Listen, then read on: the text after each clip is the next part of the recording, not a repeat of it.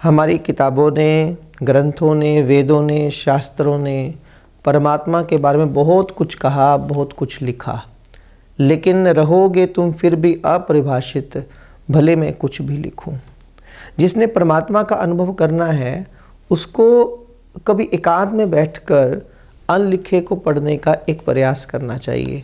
जिसने कोरे कागज को समझ लिया, जिसने अनलिखे को समझ लिया, उसने कहीं ना कहीं परमात्मा को कुछ जाना, कुछ समझा। एक बार एक संदेशवाहक किसी संत का पत्र लेकर परम संत निवृत्तिनाथ जी के पास आया।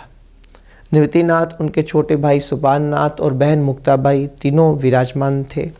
संदेशवाहक आया है, पत्र दिया। निवृत्तिनाथ जी ने पत्र खोला तो पत्र में कुछ लिखा नहीं गया था, पत्र बिल्कुल कोरा था, खाली कागज था।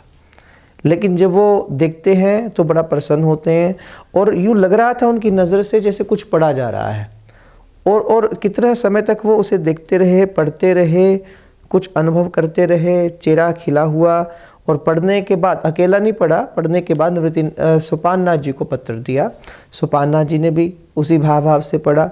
फिर वही पत्र मुक्ताबाई के पास गया तो मुक्ताबाई ने भी बड़ी गौर से पत्र को देखा, जैसे एक एक शब्द वो पढ़ रही हों, बड़ी प्रसन्न। और फिर पत्र को पढ़ने के बाद उसी कोरे कागज को वापस उस संदेशवाहक को दिया कि ले जाइए, ये हमारा उत्तर है और उन संत को जाकर ये हमारा उत्तर प्रदान कीजिए। अब संदेशवाहक बहुत मुश्किल में पड़ गया। किस लिए? क्योंकि जब वो आया था वो नहीं जानता था कि इसमें कुछ भी लिखा नहीं गया था, ये खाली है, ये वो नहीं जानता था। लेकिन अब तो उसने देख लिया था कि पत्र एकदम खाली है। लेकिन खाली पत्र को देखने के बाद असमंजस ये था कि निवृत्तिनाथ ने भी, सोपान नाथ जी ने भी, मुक्ताबाई ने भी उसको इस ढंग से पढ़ा कि जैसे कुछ लिखा गया हो। तो उसने प्रश्न किया निवृत्तिनाथ जी से, महाराज क्षमा कीजिएगा, मैं आया था, मैं नहीं जानता था कुछ नहीं लिखा गया, पर अब तो मैं देख चुका हूँ। तो फिर और आपने पढ़ा भी इस ढंग से जैसे बहुत कुछ लिखा गया हो, लेकिन ये तो कोरा है। और फिर आप उत्तर भी भेज रहे हैं उसी पत्र को, हमारा उत्तर दे दीजिए, कृपया मेरे मन का असमंजस दूर कीजिए। मुक्ताबाई मुस्कुराई और कहने लगी कि उन संतों ने इस पत्र में ये संदेश भेजा है कि अगर उसे समझना है, अगर परमात्मा को समझना है, तो फिर तुम्हें अनलिखे को समझना पड़ेगा, तुम्हें कोरे कागज को भी पढ़ना सीखना पड़ेगा, उसे अनुभव करना पड़ेगा। और हम इस बात को स्वीकार करते हैं और हमने यही पत्र में वापस भेजा है कि हम आपकी बात से राजी हैं।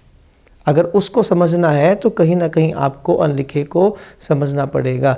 ध्यान दीजिए, हमने बहुत किताबें पढ़ी, हमने बहुत कुछ पढ़ लिया, शब्द हम सब जानते हैं, शब्द हम बोलना जानते हैं, सुनना जानते हैं, समझना जानते हैं, लिखे हुए को हम पढ़ना जानते हैं। कभी कभी आप बैठना एकांत में, कुछ भी उठा लेना, उससे फ़र्क नहीं पड़ता, वेद उठाना, ग्रंथ उठाना, कोई पुस्तक उठाना, जो तुम्हें आता है, जो सामने लिखा है उस सबको छोड़ देना। और जो उन लिखे हुए शब्दों के बीच में जो ब्लैंक स्पेस है, जो बीच में खाली जगह है, कभी उस अनलिखे को पढ़ने की कोशिश करना। आप अनुभव करेंगे उस परमात्मा का, आप अनुभव करेंगे उसके सामीप्य का, आप अनुभव करेंगे उसकी करुणा का। जिस दिन आपने उस अनलिखे को पढ़ने की कोशिश की, हो सकता है एक बार में ना हो, आप बैठिए। जब आप बैठेंगे, बैठते बैठते एक समय आएगा जब वो अनुभव में आने लगेगा। आपने किताबें पढ़ी, सूचनाएं इकट्ठी कर ली, जितना आप पढ़ते रहोगे, जितना अधिक आप किताबें कुछ भी पढ़ते रहोगे, आप सूचनाएं इकट्ठी करोगे। और जिस दिन आप अनलिखे को पढ़ना सीख जाओगे, उस दिन समझना आप बिल्कुल एक छोटे से बालक की तरह बिल्कुल सरल हो जाओगे। आपका हृदय एकदम पवित्र हो जाएगा। और जैसे वो सरलता, वो सहजता हमारे मन में आएगी, हम परमात्मा का अनुभव करने लगेंगे। फिर परमात्मा के रस की अनुभूति हमें होने लगेगी। कभी प्रयास कीजिएगा।